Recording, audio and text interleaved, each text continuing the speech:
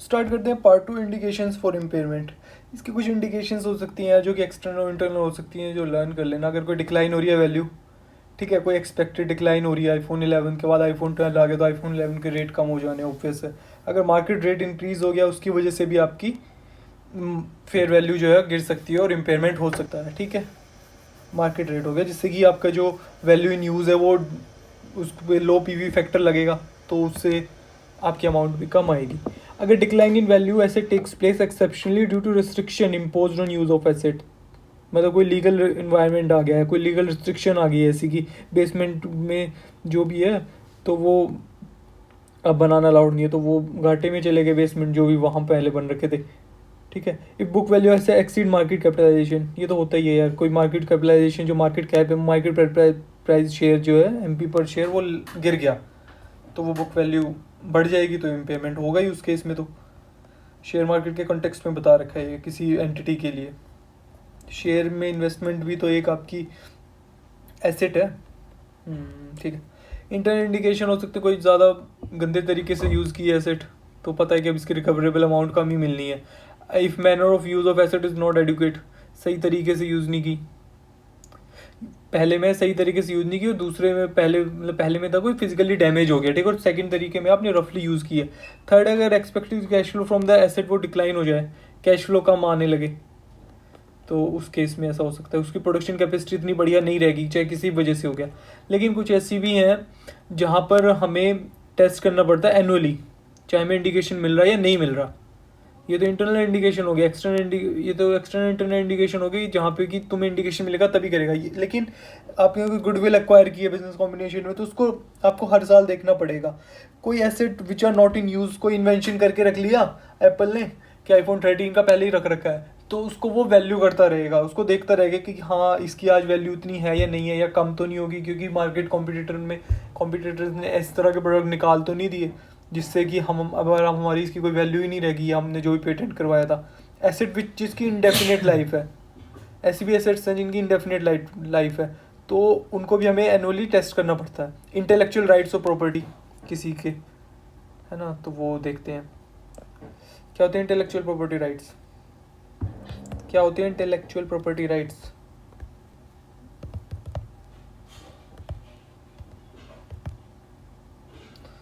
ये क्या होती हैं, ये क्या होती हैं देख लेना, ठीक है। बेसिक पॉइंट्स क्या है कैश फ्लो से। अगर तुम्हें एस्टिमेट निकालना है, cash flow are given in range of value, then recoverable amount should be calculated on the basis of average cash flow. Estimated cash flow दे रखे हैं और वो रेंज में दे रखे हैं, 100 से एक 50 आ सकता है, 100 आ सकता है, वो आ सकता है, ऐसे बता रखा है इस रेंज में आ सकते हैं, 100 भी आ सकता है, वो ज़्यादा सर्टेन है। तो उन तीनों को लेके बना लेंगे, या फिर हाई रेंज और लो रेंज डिवाइड विद 2 कर लेंगे। If cash flow are not probable then we should consider, हम वो प्रोबेबिलिटी फैक्टर लगा लेते हैं 0.10, 0.20%, 0.70%, जितना भी उसका है ना। और सी हो गया कोई एसेट आपकी लोकेटेड है इंडिया से बाहर, तो उसको आप जो वैल्यू करोगे ना, देखो फैक्टर तो वही लगाओगे जो भी उनका है। अमेरिकन रेट है तो अमेरिकन फैक्टर लगाएंगे, अमेरिकन कैश फ्लो तो अमेरिकन फैक्टर लगा देंगे, 10% का था जैसे क्वेश्चन में। लेकिन जब उसको इम्पेयरमेंट करेंगे, जो डेट ऑफ इम्पेयरमेंट है उस दिन एक्सचेंज रेट है जो इंडिया में, वो वाला अप्लाई किया जाएगा, जैसे 45 था, ठीक है। क्वेश्चन 10 ऐसे ही था, 11th में वही ये बात थी, जो 10th और 11th में जो डिफरेंस था ना, जो बेसिक डिफरेंस था वहाँ पे बता रखा है फर्स्ट ईयर में इतना है, सेकंड ईयर में इतना, थर्ड ईयर में इतना आएगा, इतने इतने कैश फ्लो आएंगे। लेकिन क्वेश्चन नंबर 11th में इस तरह से नहीं बता, क्वेश्चन नंबर 11 में वही हिंट मिल रही थी कि, एक सेकेंड रुक जाओ, ये क्वेश्चन नंबर 11 इसमें आएगा, यहाँ पे एक्स्ट्रा क्वेश्चन है ना जो ये उसके है ये, अरे पता लग जाएगा ना, या तो एक इसका होगा या उसका होगा, उसके लिए क्या क्या चीज़ें लिखनी। Estimated amount fall somewhere between, है ना, तो 50 और 250 के बीच में बोल रहा हूँ कहीं पे मिलेगी, but no amount in the range is more likely than any other amount.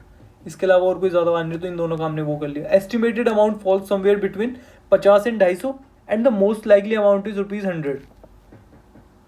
अच्छा, तो इन तीनों में से कोई एक होगा, वो ले लिया। How the probability attach to each amount are unknown. The estimated amount will be 50, इसकी 10% प्रोबेबिलिटी, इसकी 250% प्रोबेबिलिटी, इसकी इतनी प्रोबेबिलिटी है। लेकिन अलग अलग ईयर में नहीं, इसी एक ही साल के लिए बता रहा है ये। अच्छा, ठीक है, इसी साल के लिए बता रहा है कि इसकी इतनी प्रोबेबिलिटी है, इसकी इतनी प्रोबेबिलिटी है 250 की, और 100 की 60% प्रोबेबिलिटी है। तो टोटल कैश फ्लो कितना आएगा, दो तीनों को ऐड कर लिया, डिवाइड विथ 3 कर दिया, एवरेज आ गया ना फिर। ठीक है, एवरेज मतलब हमारा पर्पज है ना निकालना एवरेज। लेकिन थर्ड वाले में तो एक्सपेक्टेड कैश फ्लो लिख रखा है। ठीक है, मतलब उसके आसपास ही होगा ना वो। चल ठीक है। क्वेश्चन 8 था भाई 4th मार्क्स का, अभी डिस्कस किया था वही वाली चीज़ है, अमेरिकन रेट लगा लेंगे लेकिन करंट एक्सचेंज रेट लगाएंगे उस दिन पे।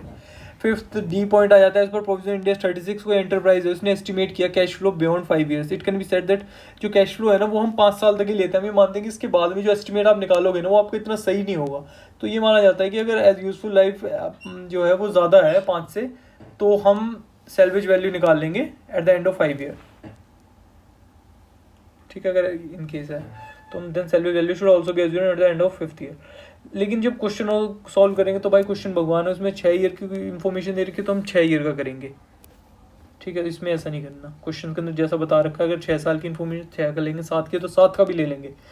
ई पॉइंट बताता है कि India statistics cash flow should be discounted cost of capital rate.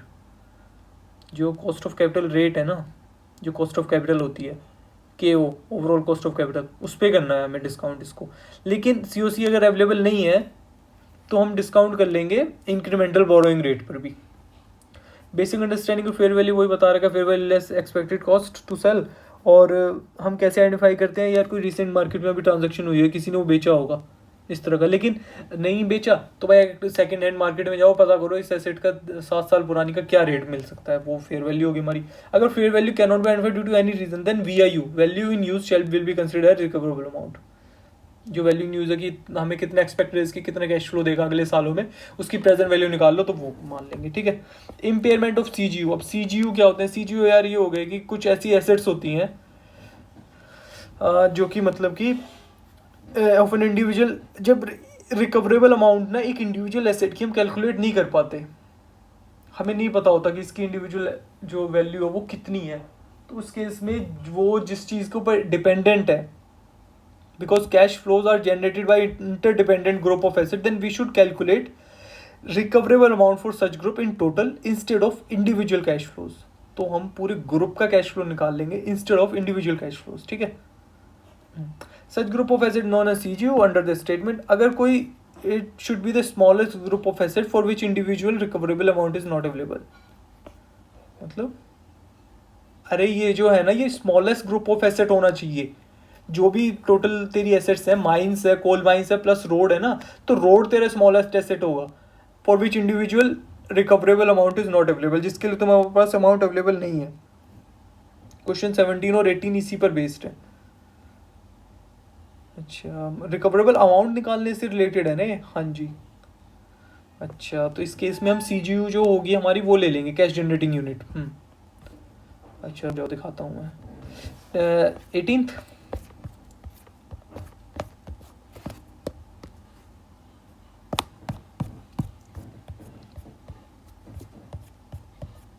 Extra में नहीं है, उसमें है ये रहा ना, entity mining on private railway to support its mining activities. ठीक है, प्राइवेट रेलवे उनके पास में माइनिंग एक्टिविटी सपोर्ट करने। Private can not be sold only for scrap value, मतलब अकेले वो बिक सकता है only for scrap value, does not generate cash inflow that are largely independent of the cash inflows from the other asset of the mine. और वो generate नहीं करता कोई भी ऐसा कैश इनफ्लो जो कि इंडिपेंडेंट है, मतलब जो कि हम इंडिपेंडेंट है माइन के, तो वो ऐसा कोई एसेट, वो कोई ऐसे कैश इनफ्लो नहीं प्रोड्यूस करता। Should the entity determine the recoverable amount for the private railway और for the mining business as a whole. Mining business as a whole, इसका क्या रीज़न है? It is not possible to estimate recoverable amount of the private railway, क्योंकि its value in use can not be determined. Value in use, क्योंकि यार वो कितना asset generate, कितने value in use कैसे कंप्यूट करते हैं हम, जितनी उसकी कैश इनफ्लो है ना, एक्सपेक्टेड कैश इनफ्लो, उसको हम प्रेजेंट वैल्यू फैक्टर निकाल लेते हैं, तो वो तो इसमें है ही नहीं। It does not generate cash inflow that are largely independent of the cash inflow from the other assets of the mine. जो अदर एसेट्स के ऑफ द माइन है उसके उससे वो इंडिपेंडेंट है, तो ये रीज़न है। Should the entity determine the recoverable amount for the private railways और for mining business as a whole, बता दिया ना, mining business as a whole. ठीक है, फिर एक बस कंपनी है, वो ना प्रोवाइड करती है bus service under contract with municipality that require minimum service on each of 7 route, और उसे अपनी जो बिजनेस जो अपनी बस है वो सातों की सातों रूट पे चलानी पड़ेगी। ऐसे divided to each route and the cash flows from each route can be separately identified. वो सेपरेटली आइडेंटिफाई हो सकता है कि किन किन से कितना कितना आ रहा है। तो अब यहीं पे ही डाउट रेज होता है, if you can identify like how much we can generate from this and how much we can generate from that, then why you are not going for it, why you are not computing it. तो इसमें ये बोल रखा है one of the routes operates at the significant loss. इसमें से एक जो 7 में से एक है सिग्निफिकेंट लॉस पे चलता है। अच्छा, should the company determine the recoverable amount for an individual asset और for a cash generating unit. अब इंडिविजुअल एसेट के लिए क्यों नहीं निकाला जाता वो नहीं पता, क्योंकि because the entity does not have the option to curtail any one of the bus route. अच्छा, तो अगर एक बिजनेस को उसके लिए पॉसिबल नहीं है ना, किसी एक भी बिजनेस को किसी एक भी बस रूट को उसके पास बंद करने का ऑप्शन नहीं है, तो lowest level of identifiable cash inflow that are largely independent of cash inflows from other assets और group of asset is the cash inflow generated by 7 routes together. ठीक है, the cash generating unit for each route is the bus company as a whole. तो उसमें वो बस company ही होगी। हमें दो थोड़ी है रात का, हमें थोड़ी देर शांति पकड़ लोगे, फिर कंसेप्ट सेकंड स्टार्ट हो जाता है। 50 lakhs से रिलेटेड है ये। कैरिंग अमाउंट आ गया आपकी 50 lakhs, और रोड कंस्ट्रक्टेड फॉर माइन, जो उसके लिए रोड कंस्ट्रक्ट कर रखे that is for ₹10 lakhs। Net fair value for CGU because it is the same example as we have done recently in the previous question. So 15 lakhs for the 5 years and salvage value would be ₹2 lakh. So we'll compute the value in use and let's check. नहीं,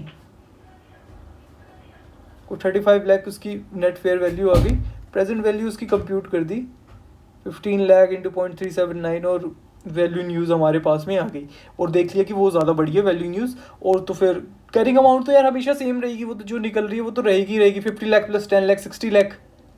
carrying amount तो हमारे पास हमेशा है हमारी books में, हमने वो तो हमेशा रहेगी। एसेट की value is always available in our books, we can check it out from anywhere, like from any balance sheet we can have the value, the carrying amount of our asset we can have it from the balance sheet, the recent balance sheet. So that's not the issue, but recoverable computational recoverable amount was the issue here. Okay, so 60 lakh less 58 lakh 190 800 का loss हो गया। Coal mine और roads में bifurcate कर देंगे on the basis of their carrying amount. Okay, और revise carrying amount would be computed accordingly. First step second step वो बता दिया, बस इसके क्वेश्चन 18 में ही थोड़ा हो गया।